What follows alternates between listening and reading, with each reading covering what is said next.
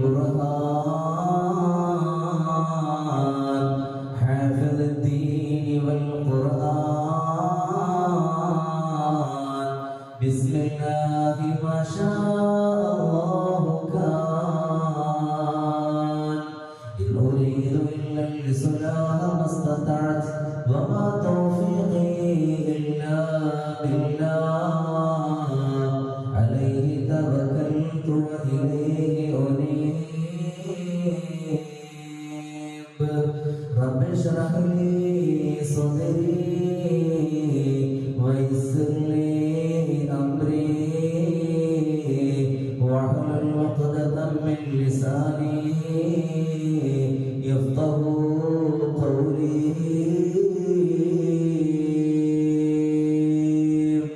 يا ربي بالمصطفى بلغ مقاصدنا واغفر لنا ما مضى يا واسع الكرم مولاي صل وسلم دائما ابدا على حبيبك خير الخلق كلهم سعد سعيد زبير طلحة وأبي عبيدة وابن عوف عاشر الكرم مولاي صل وسلم دائما أبدا على حبيبك خير الخلق كلهم ثم الرضا عن نبي بكر وعن عمر وعن علي وعن عثمان ذي الكرم مولاي صل وسلم دائما ابدا على حبيبك خير الخلق كلهم وعلى أمة محمد صلى الله عليه وسلم ഏറ്റവും ബഹുമാനവും ആദരവും നിറഞ്ഞ സത്യവിശ്വാസികളെ അല്ലാഹു സുബ്ഹാനഹു വ തആല അവന്റെ പവിത്രമായ ഈ സംഗമത്തിൽ ഒരുമിച്ച് കൂടിയതുപോലെ നാളെ അവന്റെ സ്വർഗ്ഗത്തിൽ അല്ലാഹു നാം എല്ലാവരെയും ഒരുമിച്ച് കൂടി അനുഗ്രഹിക്കുമാറാവട്ടെ. നമ്മുടെ ജീവിതത്തിൽ വന്നുപോയ ചെറുതുമായ ദോഷങ്ങളെല്ലാം അല്ലാഹു വിട്ടുപുറത്ത് മാപ്പാക്കി തരുമാറാവട്ടെ. നമ്മുടെ കൂട്ടത്തിലും കുടുംബത്തിലും വ്യത്യസ്ത രോഗങ്ങളെ കൊണ്ട് കഴിയുന്ന ആളുകളുണ്ട്, ഹോസ്പിറ്റലിൽ കഴിയുന്ന ആളുകളുണ്ട്. അല്ലാഹു സുബ്ഹാനഹു വ തആല അവർക്ക് എല്ലാവർക്കും പരിപൂർണമായ ശമനം കൊടുത്ത് അനുഗ്രഹിക്കുമാറാവട്ടെ. നമ്മുടെ കൂട്ടത്തിലും അതുപോലെ നമ്മുടെ കുടുംബത്തിൽ നിന്നും ഒരുപാട് ആളുകൾ ആറടി മണ്ണിൽ കിടക്കുന്ന ആളുകളുണ്ട്. അല്ലാഹുവേ, അവരുടെ ബർസഖ് ജീവിതം നീ സന്തോഷത്തിലാക്കി കൊടുക്കണേ തമ്പുരാനെ, റാഹത്തിലാക്കി കൊടുക്കണേ തമ്പുരാനെ, സമാധാനത്തിലാക്കി കൊടുക്കണേ തമ്പുരാനെ. ഈ റമദാൻ ശരീഫിനെ ഞങ്ങൾക്ക് അനുകൂലമായി സാക്ഷി പറയുന്ന റമദാനാക്കി തരണേ തമ്പുരാനെ. പ്രതികൂലമായി സാക്ഷി പറയുന്ന റമദാനിനെ തൊട്ട് നീ കാത്തുരക്ഷിക്കണേ തമ്പുരാനെ. നോമ്പുകാർക്ക് തയ്യാർ ചെയ്തറിയാനെന്ന കവാടത്തിലൂടെ കുടുംബസമേതം ഞങ്ങൾക്ക് നീ സ്വർഗം നൽകണേ തമ്പുരാനെ. കത്തിക്കാളുന്ന നരകത്തിനെ തൊട്ട് ഒരു നിമിഷമാണെങ്കിലും ഞങ്ങളെയും അവരെയും നീ കാത്തുരക്ഷിക്കണേ തമ്പുരാനെ. എല്ലാവിധ ബലാഗ് ആപത്ത് ഇടങ്ങേറ മുസീബത്തുകളെ തൊട്ട് അല്ലാഹു നാം എല്ലാവരെയും കാത്തുരക്ഷിക്കുമാറാവട്ടെ. പ്രത്യേകിച്ച് ലോകത്തിന്റെ നാനാഭാഗങ്ങളിൽ അക്രമത്തിൽ കഴിയുന്ന സഹോദര സഹോദരിമാരുണ്ട്. അല്ലാഹുവേ, അവർക്ക് നീ രക്ഷ കൊടുക്കണേ തമ്പുരാനെ, സമാധാനം കൊടുക്കണേ തമ്പുരാനെ, എല്ലാ അക്രമത്തിൽ നിന്നും മോചനം കൊടുക്കണേ തമ്പുരാനെ, രക്ഷ കൊടുക്കണേ തമ്പുരാനെ. ബിറഹ്മതിക യാ അർഹമർ റഹീമീൻ. പ്രിയപ്പെട്ട സഹോദരങ്ങളെ, സഹോദരിമാരെ, സുദീർഘമായ ഒരു സംസാരത്തിന് ഞാൻ ഉദ്ദേശിക്കുന്നില്ല. ഒരുപാട് അദ്കാറുകളും ഒരുപാട് ദുആകളും പ്രത്യേകിച്ച് മജ്ലിസുൻ നൂറും മാസാന്ത സ്വലാത്തും തൗബ മജ്ലിസൊക്കെ നടക്കാനുള്ളത് കൊണ്ട് തന്നെ ഇൻഷാ അല്ലാഹ് കുറഞ്ഞ സമയത്തിനുള്ളിൽ അല്പം നസീഹത്ത് പറഞ്ഞുകൊണ്ട് ഇൻഷാ അല്ലാഹ് ഞാൻ അവസാനിപ്പിക്കാം. അല്ലാഹുവിന്റെ ഹബീബ് നബി മുഹമ്മദ് റസൂലുള്ളാഹി സ്വല്ലല്ലാഹു അലൈഹി വസല്ലമ തങ്ങൾ 2 മാസങ്ങൾക്ക് മുമ്പ് തന്നെ നമ്മളോട് ദുആ കൊണ്ട് വസിയത്ത് ചെയ്ത ഒരു പ്രാർത്ഥനയായിരുന്നു. അല്ലാഹുമ്മ ബാരിക് ലനാ ഫീ ഷഅബാൻ അല്ലാഹുവേ റജബിലും ഷഅബാനിലും ഞങ്ങൾക്ക് നീ ബറക്കത്ത് ചൊരിയണേ എന്നുള്ള പ്രാർത്ഥന അല്ലാഹുവിന്റെ റസൂൽ സല്ലല്ലാഹു അലൈഹി വസല്ലം തങ്ങൾ പ്രാർത്ഥിക്കുകയും നമ്മളോട് പ്രാർത്ഥിക്കാൻ വേണ്ടി പറയുകയും ചെയ്തു. അതിന്റെ ശേഷം വീണ്ടും പറയുന്നത് വബല്ലിഗ്നാ റമദാൻ അല്ലാഹുവേ റമദാൻ ശരീഫിനെ ഞങ്ങളിലേക്ക് നീ എത്തിച്ചു തരുകയും ചെയ്യണമേ എന്ന് അല്ലാഹുവിനോട് മനസ്സുരുകിക്കൊണ്ട് കണ്ണീരൊലിപ്പിച്ചുകൊണ്ട് നമ്മൾ ഓരോരുത്തരും അല്ലാഹുവിന് വേണ്ടിയിട്ട് നമ്മൾ ഓരോരുത്തരും ദുആ ചെയ്തു. അതിന്റെ തക്ക ഫലമായി കൊണ്ടിട്ടാണ് റമദാൻ ശരീഫ് നമുക്ക് അല്ലാഹു നൽകിയതും നമ്മളെല്ലാവരും അനുഭവിച്ചു കൊണ്ടിരിക്കുന്നതും. ഇന്നിതാ പവിത്രമായ റമദാൻ ശരീഫ് ഒരുപക്ഷെ നമ്മളോട് ഇവിടെ ചോദിക്കാനിരിക്കുകയാണ്. ഇന്ന് മഗ്രിബോടുകൂടി ശവ്വാലിന്റെ പൊന്നമ്പടി ആകാശത്ത് വിടർന്നു കഴിഞ്ഞാൽ നാളെ മുതൽ മുസ്ലിം സമൂഹത്തിന്റെ ചെറിയ പെരുന്നാളായിരിക്കും എന്നാണ് നമുക്കെല്ലാവർക്കും അറിയാവുന്ന കാര്യമാണല്ലോ. അതുകൊണ്ട് തന്നെ ഇന്നത്തെ ഈ അവസാന ദിവസം അല്ലാഹുവിനിക്ക് ഖാലിഖായ റാസിഖായ യജമാനായ റബ്ബിന്റെ ദർബാറിലേക്ക് കരങ്ങൾ ഉയർത്തിക്കൊണ്ട് അല്ലാഹുവിനോട് നമ്മൾ സദാസമയം നമ്മൾ പ്രാർത്ഥിക്കേണ്ടതുണ്ട്. ഈ ഒരു മാസക്കാലം നമ്മളെല്ലാവരും അല്ലാഹുവിന്റെ ഇഷ്ടത്തിലായി അല്ലാഹുവിന്റെ പൊരുത്തത്തിലായി അല്ലാഹു പറഞ്ഞ കാര്യങ്ങളൊക്കെ വളരെ കൃത്യമായി ചെയ്തുകൊണ്ടും അല്ലാഹു എന്ത് ചെയ്യരുത് എന്ന് പറയുന്ന കാര്യങ്ങൾ പൂർണ്ണമായി കൊണ്ടുപിടിഞ്ഞു നിന്നുകൊണ്ടൊക്കെ ഓരോ ആളുകളും ജീവിതം നയിച്ച ആളുകളാണ്. ഇനി ഒരു പക്ഷേ റമദാൻ കഴിഞ്ഞ് നാളെ ഇന്ന് ശവ്വാലിന്റെ പൊന്നമ്പടി ആകാശത്ത് വിടർന്നു കഴിഞ്ഞാൽ അല്ലാഹു റബ്ബുൽ ഇസ്സത്ത് ഹറാമാക്കിയത് എന്നും ഹറാമ തന്നെയാണ്. അല്ലാഹു ഹലാലാക്കിയത് മാത്രമാണ് ഹലാലുള്ളത് എന്ന് നമ്മൾ ഓരോരുത്തരും ചിന്തിക്കുകയും മനസ്സിലാക്കുകയും ചെയ്യണം. അത്തരത്തിലുള്ള ഒരു ജീവിതമായിരിക്കണം നമ്മൾ ഓരോരുത്തരും കാഴ്ചവെക്കേണ്ടത്. വിശുദ്ധമാക്കപ്പെട്ട റമദാൻ ശരീഫ് അനുഭവിക്കാൻ കഴിഞ്ഞ ആളുകളാണല്ലോ ഞാനും നിങ്ങളും. വലിയ സൗഭാഗ്യം സിദ്ധിച്ച ആളുകളാണ് ഞാനും നിങ്ങളും. എന്തേ ഞാനിത് പറയാനുള്ള കാരണം എന്താണെന്ന് അറിയുമോ? റഹ്മത്തിന്റെ 10 മഗ്ഫിറത്തിന്റെ 10 അതേപോലെ മിനന്നാറിന്റെ 10 അങ്ങനെ 3 10കളും അല്ലാഹു സുബ്ഹാനഹു വ തആല നമുക്ക് നൽകി. അല്ലാഹുവിന്റെ വിശാലമായ റഹ്മത്തും അല്ലാഹുവിന്റെ വിശാലമായ മഗ്ഫിറത്തും കിട്ടിയവരുടെ കൂട്ടത്തിൽ അല്ലാഹുവേ ഞങ്ങളെല്ലാവരെയും നീ ഉൾപ്പെടുത്തണേ തമ്പുരാനെ. ആരൊക്കെയാണ് റഹ്മത്ത് കിട്ടിയവരുടെ കൂട്ടത്തിലുള്ളത്, അതുപോലെ മഗ്ഫിറത്ത് കിട്ടിയവരുടെ കൂട്ടത്തിലുള്ളത് എന്ന് നമുക്കറിയാൻ സാധിക്കില്ല. പ്രത്യേകിച്ച് മിനന്നാറിന്റെ 10 ഇരിക്കുന്ന ഞാനും നിങ്ങളും ചിന്തിക്കേണ്ടത്, നമ്മൾ ഓരോരുത്തരും മനസ്സിലാക്കേണ്ടത് അല്ലാഹുവിന്റെ ഭീകരമായ നരകത്തിനെ കുറിച്ചും ആ നരകത്തിൽ അനുഭവിക്കുന്ന ശിക്ഷകളെ കുറിച്ചൊക്കെ നമ്മൾ ഓരോരുത്തരും ആലോചിക്കണം. പ്രത്യേകിച്ച് ഈ ഒരു റമദാൻ കിട്ടിയ ആളിന്റെ മഹത്വവും അതേപോലെ റമദാൻ കിട്ടാത്ത മനുഷ്യന്റെ മഹത്വവും എങ്ങനെയാണെന്നറിയുമോ? ആദരമായ പ്രവാചകൻ നബി മുഹമ്മദ് റസൂലുള്ളാഹി സ്വല്ലല്ലാഹു അലൈഹി വസല്ലം തങ്ങൾ പറയുകയാണ്, വമാ ബൈനഹുമാ അബ്അദു ബൈനസ് സമാഇ വൽ അർദ്. ആകാശത്തിന്റെയും ഈ ഭൂമിയുടെയും ഇടയിൽ എത്ര കണ്ട് ഡിഫറൻസ് ഉണ്ടോ, എത്ര കണ്ട് വ്യത്യാസമുണ്ടോ, അത്രത്തോളം വ്യത്യാസമുണ്ട് ഒരു റമദാൻ കിട്ടിയവന്റെയും ഒരു റമദാൻ കിട്ടാത്തവന്റെയും പ്രത്യേകത. ഹബീബായ മുഹമ്മദ് റസൂലുള്ളാഹി സ്വല്ലല്ലാഹു അലൈഹി വസല്ലം തങ്ങൾ നമ്മളെ പഠിപ്പിക്കുമ്പോൾ പ്രത്യേകിച്ച് റമദാൻ അനുഭവിക്കാൻ കിട്ടിയ അവസരം കിട്ടിയ ആളുകളാണ് ഞാൻ നിങ്ങളും. അല്ലാഹുവിനോട് ഖബൂലിയത്തിന് വേണ്ടിയിട്ട് സദാസമയം നമ്മൾ ഓരോരുത്തരും പ്രാർത്ഥിക്കണം. ഇന്നത്തെ പ്രാർത്ഥനക്കൊക്കെ ഒരുപാട് ഇജാബത്ത് കിട്ടുന്ന ഒരു പ്രാർത്ഥനയാണ്. ഇന്നലെ ലൈലത്തുൽ ഖദ്റിനെ പ്രതീക്ഷിക്കേണ്ട രാമായിരുന്നു. ഓരോ ആളുകളും ഒരുപാട് സുഹൃത്തുക്കൾ ചെയ്തുകൊണ്ടും അല്ലാഹുവിന്റെ ദർബാറിലേക്ക് കരങ്ങൾ ഉയർത്തിക്കൊണ്ട് നമ്മൾ ഓരോരുത്തരും അല്ലാഹുവിനോട് നമ്മൾ പ്രാർത്ഥിച്ച ആളുകളാണ്. അതുകൊണ്ട് തന്നെ ഇന്ന് വിശുദ്ധമാക്കപ്പെട്ട റമദാൻ ശരീഫിലെ അവസാനത്തെ ഒരു ദിവസമായേക്കാം. അല്ല എങ്കിൽ നാളെ റമദാൻ 30 പൂർത്തീകരിച്ച് മറ്റന്നാൾ ശനിയാഴ്ചയായിരിക്കും പെരുന്നാള്. അല്ലാഹു സുബ്ഹാനഹു വ തആല റമദാൻ 30 നോമ്പ് കിട്ടിയവരുടെ കൂട്ടത്തിൽ അല്ലാഹു നാം എല്ലാവരെയും ഉൾപ്പെടുത്തി അനുഗ്രഹിക്കുമാറാവട്ടെ.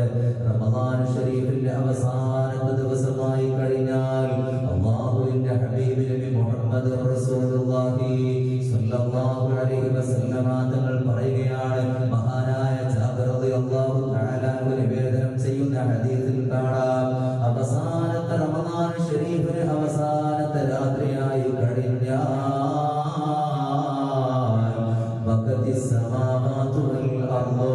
ആകാശവും ഭൂമിയും പൊട്ടിക്കരയുകയാണ്. മലക്കുകളും പൊട്ടിക്കരയുകയാണ്. ഈ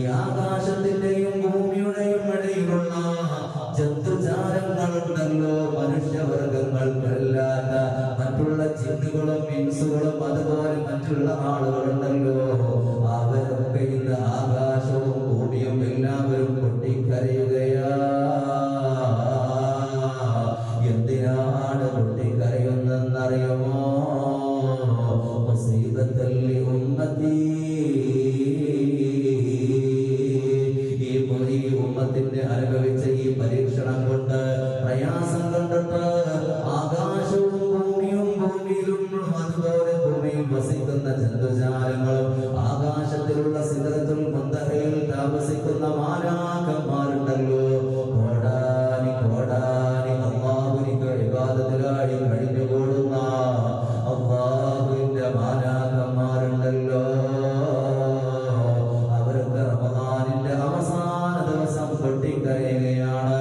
അല്ലാഹുവിന്റെ റസൂൽ സ്വല്ലല്ലാഹു അലൈഹി വസല്ലം തങ്ങളുടെ സ്വഹാബത്തിന് പറഞ്ഞു കൊടുക്കുകയാണ്, സ്വഹാബ, റമദാനിലെ അവസാന രാത്രി ഉണ്ടല്ലോ, ആകാശവും ഭൂമിയും മാലാഖമാരും പൊട്ടിക്കരയുകയാണ്. ഇത് കേട്ടപ്പോൾ സ്വഹാബത്ത് അല്ലാഹുവിന്റെ റസൂലിനോട് ചോദിക്കുകയാണ്, ഖീല യാ റസൂലല്ലാഹ്, എന്തുകൊണ്ടാണ് നബിയേ അവർ കരയുന്നത് എന്ന് ചോദിക്കുമ്പോ അല്ലാഹുവിന്റെ റസൂൽ പറയുകയാ,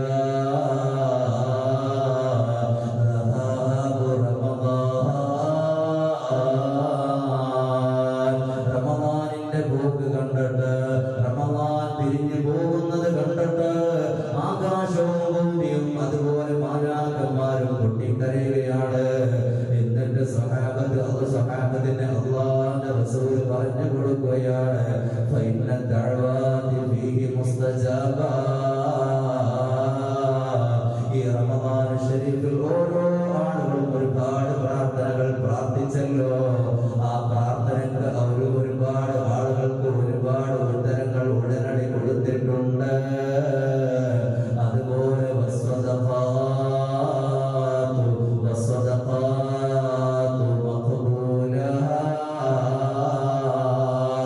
ഈ വിശുദ്ധമാക്കപ്പെട്ട റമദാൻ ശരീഫ് കടന്നു വന്നപ്പോ ഒരുപാട് ആളുകൾ നല്ല നല്ല ദാനധർമ്മങ്ങൾ അർപ്പിച്ച ആളുകളുണ്ടല്ലോ, ആ ദാനധർമ്മങ്ങളൊക്കെ അല്ലാഹു കബൂലാക്കിയിരിക്കുകയാ. വൽ ഹസനാതു മുദാഅഫ. ഈ വിശുദ്ധമാക്കപ്പെട്ട റമദാൻ ശരീഫിൽ നമ്മൾ ചെയ്ത ഓരോ സൽക്കർമ്മങ്ങൾക്കും ഒരുപാട് ഇരട്ടി ഇരട്ടി പ്രതിഫലം അല്ലാഹു നമുക്ക് നൽകുകയാണ്. ഒരു സുന്നത്തിനിക്ക് ഒരു ഫർദിന്റെ കൂലിയാ, ഒരു ഫർദിനിക്ക് 70 ഫർദിന്റെ കൂലിയാ. അങ്ങനെ 700 മുതൽ 70,000 ഇരട്ടി ഇരട്ടി പ്രതിഫലം തന്നിട്ടുണ്ട് ഈ റമദാൻ ശരീഫില്. അങ്ങനെ ഒരുപാട് ഇരട്ടി ഇരട്ടി പ്രതിഫലം തന്നിട്ടുണ്ടല്ലോ ഈ റമദാൻ ശരീഫില്. അതുപോലെ വൽ അദാബി മർഫൂ', അല്ലാഹു സുബ്ഹാനഹു വ തആല എത്രയോ ആളുകൾക്കാണ് അദാബിനെ ഉയർത്തി കളഞ്ഞത്. എന്നിട്ട് അല്ലാഹുവിന്റെ റസൂൽ പറയുകയാണ്, ഫഅയ്യു മുസീബത്തിൻ അഅ്ളമു മിൻ ദഹാബി റമദാൻ. ഇതിനേക്കാൾ വലിയ മുസീബത്ത് ഈ ഉമ്മത്തിന് പോലും വരാനില്ല.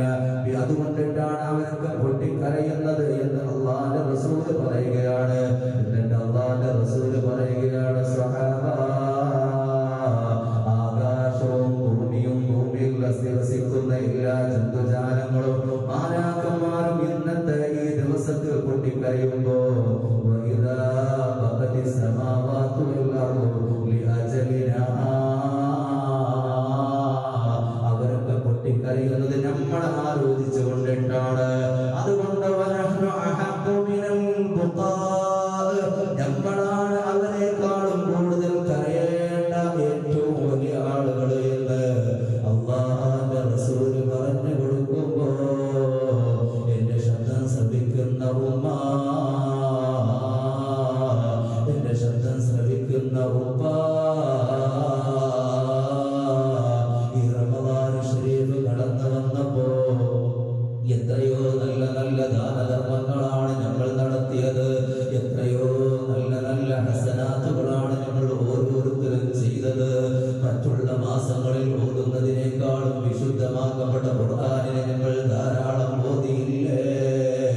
അതുകൊണ്ട് പറഞ്ഞുകൊണ്ട് നമ്മൾ ഓരോരുത്തരും അല്ലാഹ്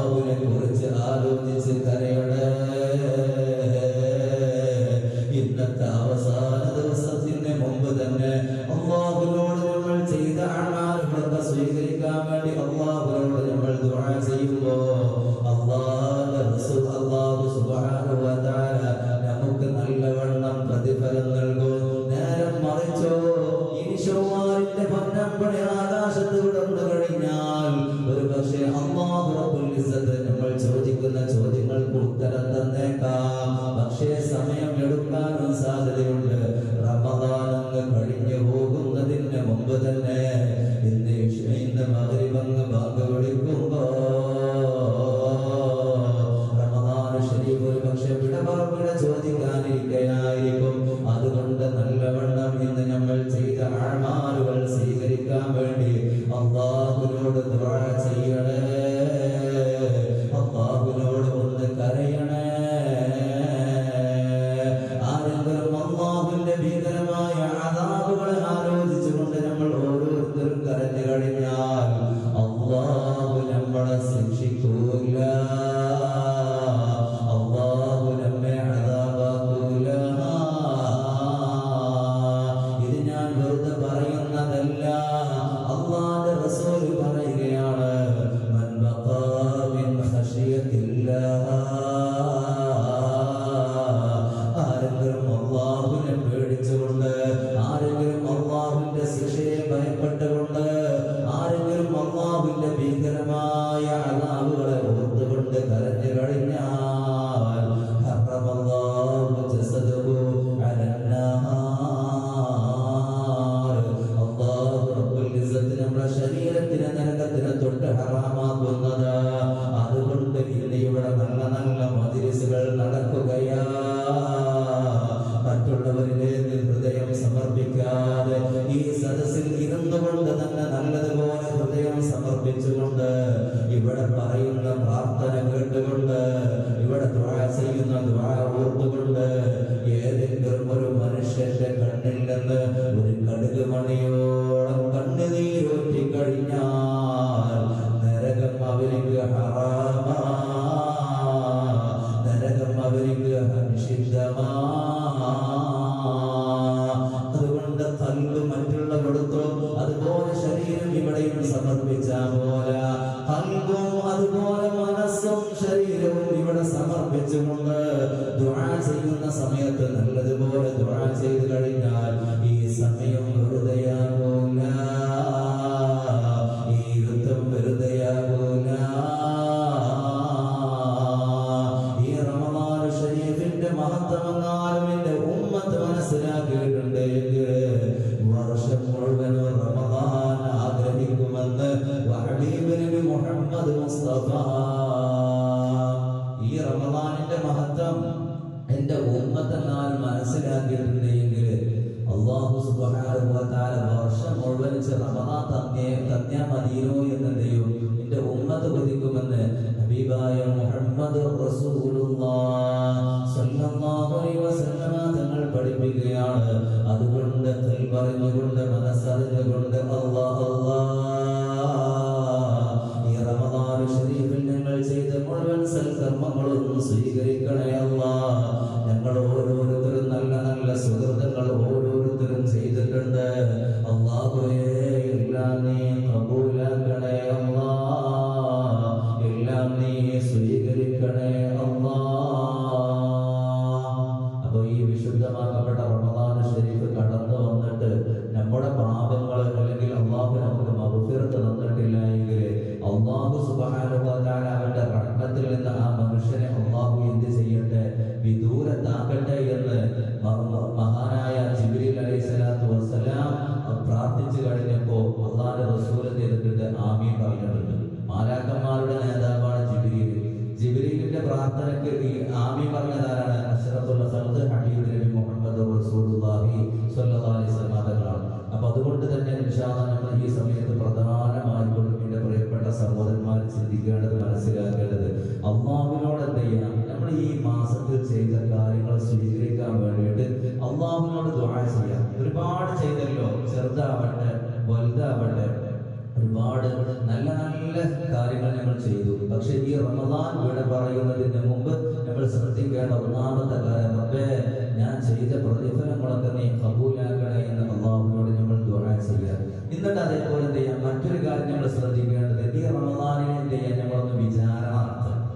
എനിക്ക് റമദാൻ തന്നിട്ട് ഞാൻ ചെയ്തു, എന്ത് ഞാൻ കാട്ടി എന്നുള്ളതിനെ കുറിച്ച് നമ്മളൊന്നും എന്ത് ചെയ്യുക, സ്വന്തം ഒന്ന് മനസ്സറിഞ്ഞ് വിചാരണ നടത്തറപ്പെ.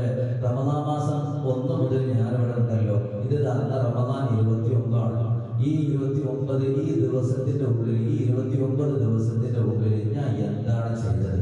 നിനക്ക് ഇഷ്ടമുള്ള കാര്യമാണോ അല്ല നിനക്ക് ഇഷ്ടമില്ലാത്ത കാര്യങ്ങളാണോ നമ്മൾ ഓരോരുത്തരും ചെയ്തത് എന്ന് എന്ത് ചെയ്യുക,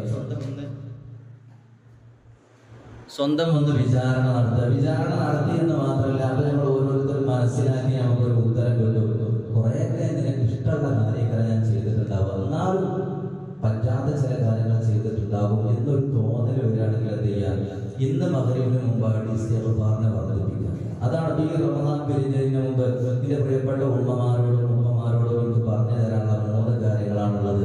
ഒന്ന് ചെയ്യാം, കബൂലിയത്തിന് വേണ്ടി ദുആ ചെയ്യാം, അള്ളാഹു സ്വീകരിക്കാൻ വേണ്ടി ദുആ ചെയ്യാം. മറ്റൊന്ന് ചെയ്യാം, ഈ റമദാനിനെ കുറിച്ച് നമ്മൾ എന്ത് ചെയ്യാം, ഒരു ആത്മവിചിന്തനം നടത്തുക. തെറ്റുകളും പോരായ്മകളും വന്നിട്ടുണ്ടെങ്കിൽ എന്ത് ചെയ്യാം, അള്ളാഹുവിനോട് ഇസ്തിഗ്ഫാർ ചോദിക്കുക. മൂന്നാമത്തെ കാര്യം, ഈ റമദാൻ ശരീഫില് ഒരു നല്ലൊരു കാര്യം നമ്മൾ ഓരോരുത്തരും ജീവിതത്തിൽ പ്രാവർത്തികമാക്കി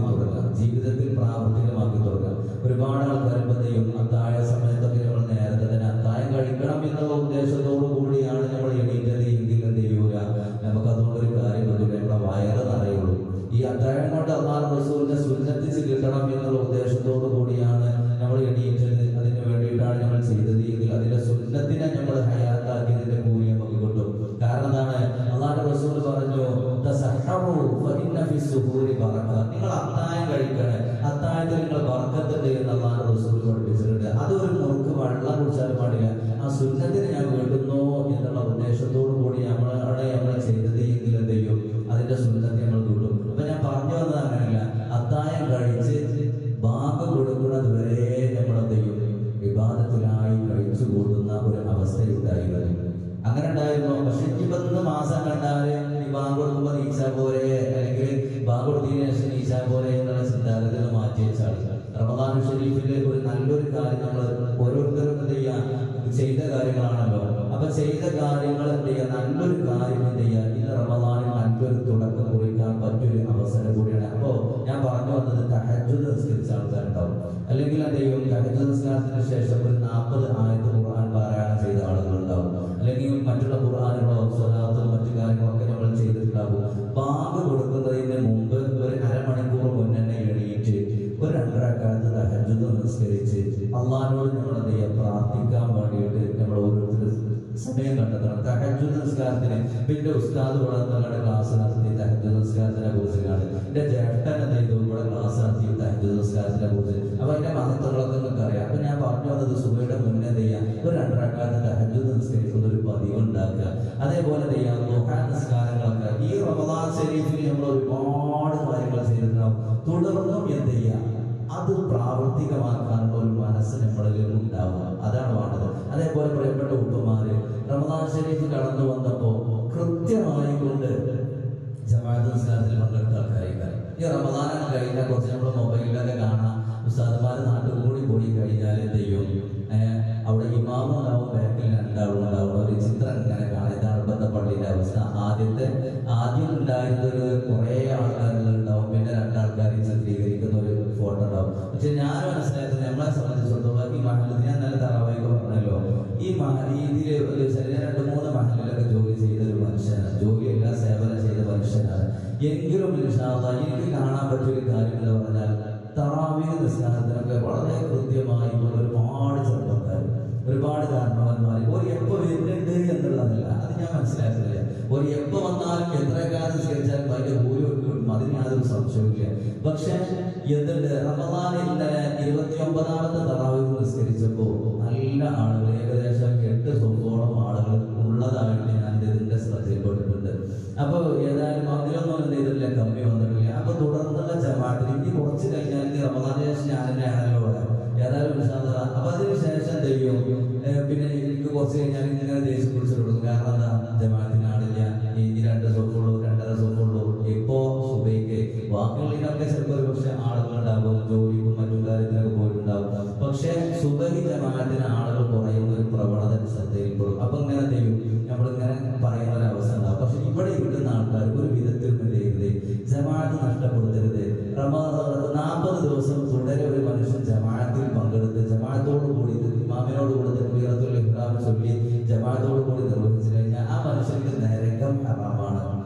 ഉസ്താദെ അതിന്റെ കൂലി ഞങ്ങൾക്ക് കിട്ടണ്ടേ?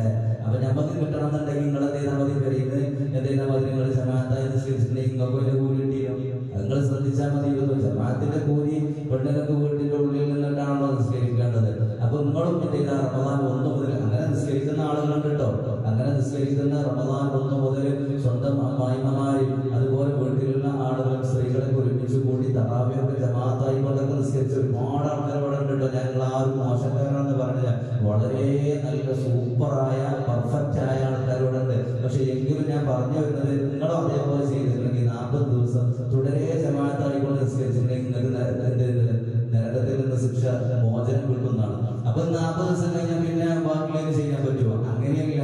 അതല്ല അതിന്റെ മാനുള്ളത്. മാനം ചെയ്യാൻ തുടർന്ന് അതേപോലെ കൊണ്ടടക്കണമെങ്കിൽ ജീവിതത്തിൽ വലിയ ഐശ്വര്യം ഉണ്ടാവും. അങ്ങനെ ജമാഅത്തായിക്കൊണ്ട് റമദാൻ 1 മുതൽ അതേപോലെ ഈ 29 വരേക്കും ഒരു വക്ത് പോലും ജമാഅത്താകാത്ത ഒരു വക്ത് പോലും ഒറ്റയ്ക്ക് നിസ്കരിക്കാത്ത ഒരുപാട് ഉമ്മമാരുണ്ടാവും. അപ്പൊ നമ്മുടെ വീട്ടിലുള്ള ആളുകളൊക്കെ ഈ 40 ദിവസത്തിന്റെ ഒരു കണക്ക് ഞാൻ പറഞ്ഞല്ലോ, അത് കൃത്യമായിക്കൊണ്ട് നമ്മളൊന്ന് പാലിച്ചു കഴിഞ്ഞാൽ എന്ത് ചെയ്യും? അതൊന്ന് ശ്രദ്ധിച്ചാൽ മതി. തുടർന്ന് ഇനി ഒരു 40 ദിവസം കുറെ ദിവസമൊന്നും ഇല്ലല്ലോ. അപ്പൊ ഏകദേശം ഒരു 10 ദിവസം ഉണ്ടാവുള്ളൂ. അത് നമ്മൾ എന്ത് ചെയ്യാം? ജമാഅത്തായിക്കൊണ്ട് നമ്മുടെ വീട്ടിൽ നിന്ന് നിസ്കരിക്കാൻ വേണ്ടിയിട്ട് ഓരോരുത്തരും ശ്രദ്ധിക്കുക. അതിലുപരി ഇന്ന് മാസം കാണുകയാണെങ്കിൽ എന്ത് ചെയ്യും?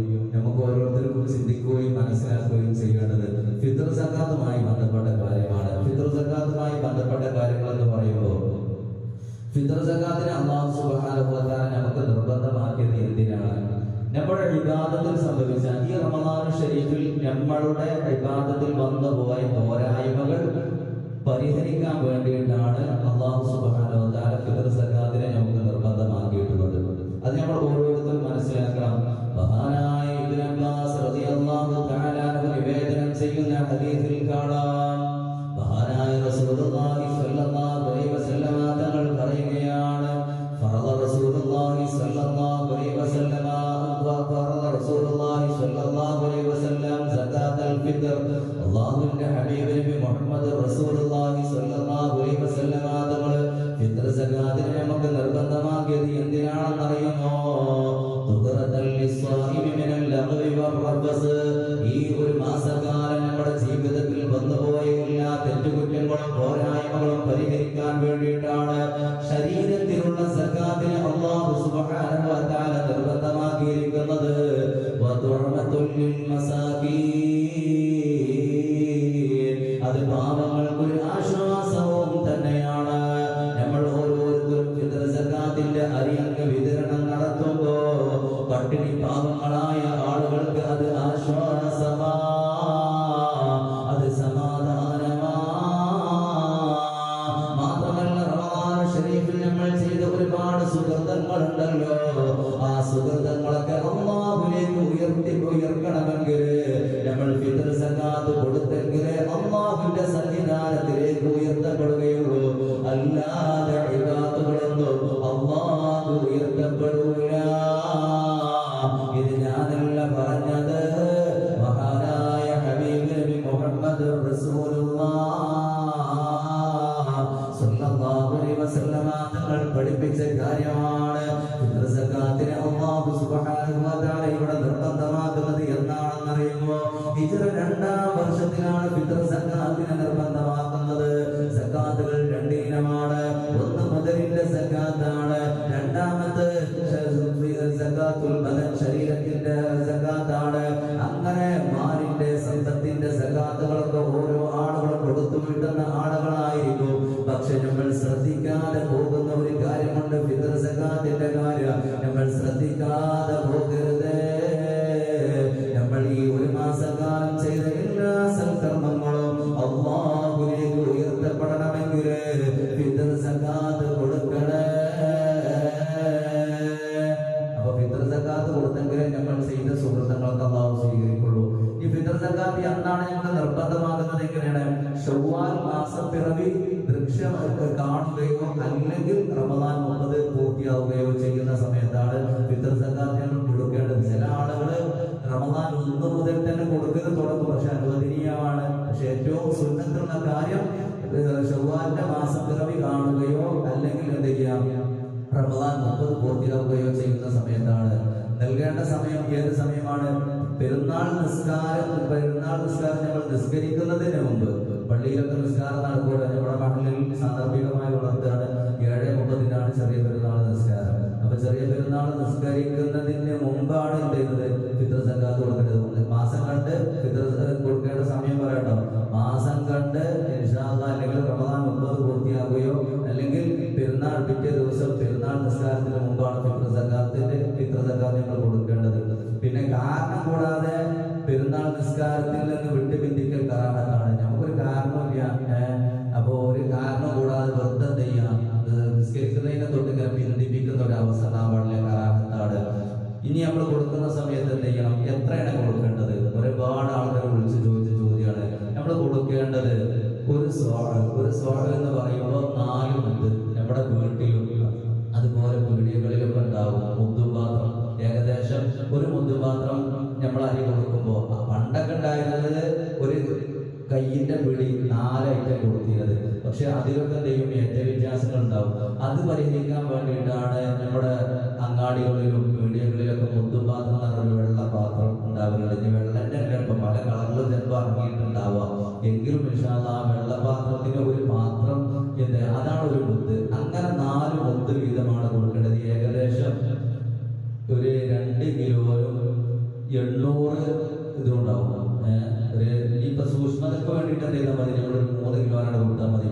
കുറഞ്ഞാലാണല്ലോ പ്രശ്നം, കൂടിച്ചിട്ട് കുഴപ്പമില്ല ഇൻഷാ അല്ലാഹ്. അപ്പൊ ഒരു 3 കിലോനോ അല്ലെങ്കിൽ 2,700 വെച്ച് കണ്ട് എന്ത് ചെയ്യുക? ഓരോ ആളുകളും കൊടുക്കുക. എന്താ കൊടുക്കേണ്ടത്? അരി. നമ്മുടെ നാട്ടില് സാധാരണ നമ്മൾ ഭക്ഷിക്കുന്ന ഭക്ഷണ സാധനം അത് അരി ഭക്ഷണമല്ലേ നമ്മൾ ഓരോരുത്തരും കഴിക്കുന്നത്. അത് ഞാൻ എന്ത് ചെയ്യാം? ഈ പച്ചരി കൊടുക്കുക, അതേപോലെ ചാക്കരി കൊടുക്കുക, ഈ മന്തിന്റെ അരി കൊടുക്കുക, പച്ചരി കൊടുക്കുക. ഏത് അരികൾ കൊടുത്താലും കുഴപ്പമില്ല. പക്ഷെ എന്ത് ചെയ്യാൻ പറ്റില്ല? അതിന്റെ പൊടി കൊടുക്കാൻ പറ്റില്ല. ആ കാര്യം എന്ത് ചെയ്യാൻ ശ്രദ്ധിക്കണം. അരിപ്പൊടി കൊടുക്കാൻ പറ്റില്ല. അതേപോലെ ശ്രദ്ധിക്കേണ്ടത് എന്ത് ചെയ്യാൻ? ഈ ഫിത്ർ സക്കാത്തിൽ എന്ത് ചെയ്യാൻ പറ്റില്ല? പൈസ ആയിട്ട് കൊടുക്കാൻ പറ്റില്ല. എന്റെ ഫിത്ർ സക്കാത്തിൽ എന്ത് ചെയ്താൽ പൈസ ആയിട്ട് തരാണെന്ന് പറയാൻ പറ്റില്ല. പൈസ ആയിട്ട് കൊടുക്കാൻ പറ്റില്ല. അപ്പോൾ നമ്മൾ സാധാരണ നമ്മൾ ഉപയോഗിക്കുന്ന ഭക്ഷണ പദാർത്ഥമാണ് നമ്മൾ ഓരോരുത്തരും കൊടുക്കേണ്ടത്.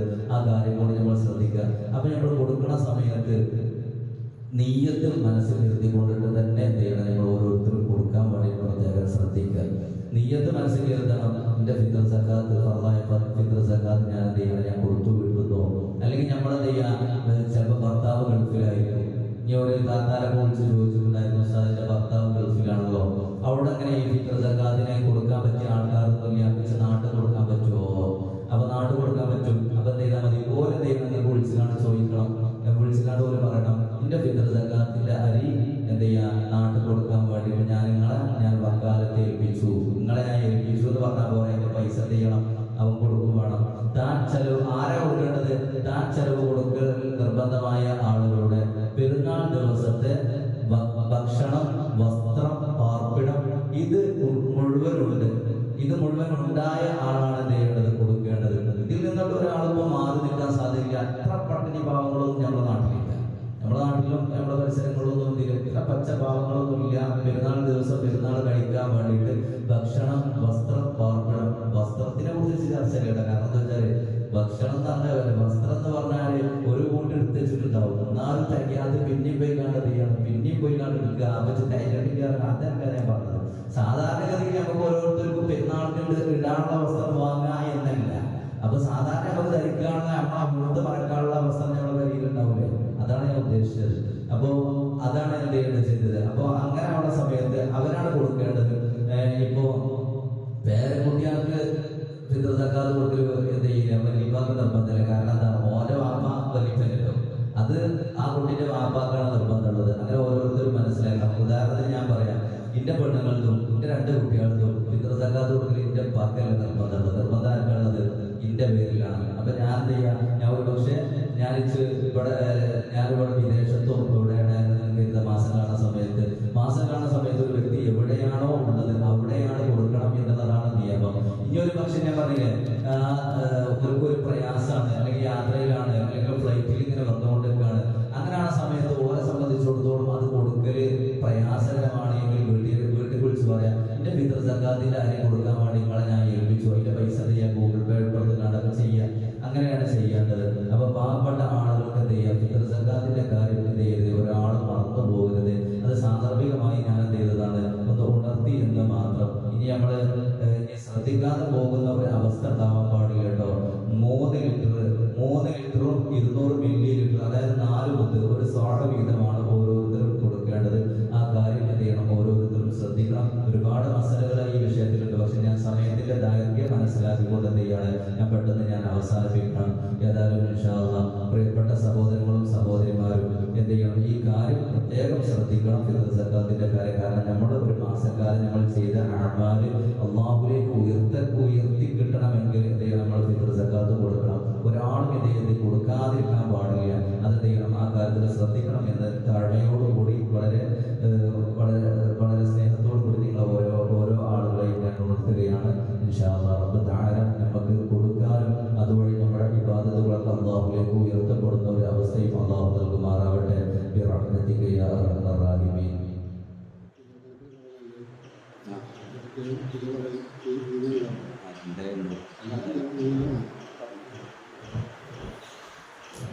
അപ്പോ ഞാൻ അങ്ങനെ കണക്ക് പറഞ്ഞു തോന്നുന്നത് 2 കിലോനും 800 മില്ലി കേട്ടോ. ആ കാര്യത്തിൽ എന്ത് ചെയ്യണം, നമ്മൾ ശ്രദ്ധിക്കണം. ഈ കിലോ കണക്ക് ഞാൻ പോരട്ടെ പറഞ്ഞു എന്ത് ചെയ്യാം, അതിന്റെ ലിറ്റർ കണക്കാനൊക്കെ വരെ ഞാൻ പറഞ്ഞിട്ടുണ്ട്. ഏതായാലും സൂക്ഷ്മതയ്ക്ക് വേണ്ടിയിട്ട് ഞാൻ പറഞ്ഞൊരു 3 കിലോ വെച്ച് കണ്ട പുറത്തളി. കാരണം നമ്മുടെ നാട്ടിൽ അരികൾക്ക് തമ്മിൽ അങ്ങോട്ടും ഇങ്ങോട്ടൊക്കെ വ്യത്യാസങ്ങൾ ഉണ്ടാവും.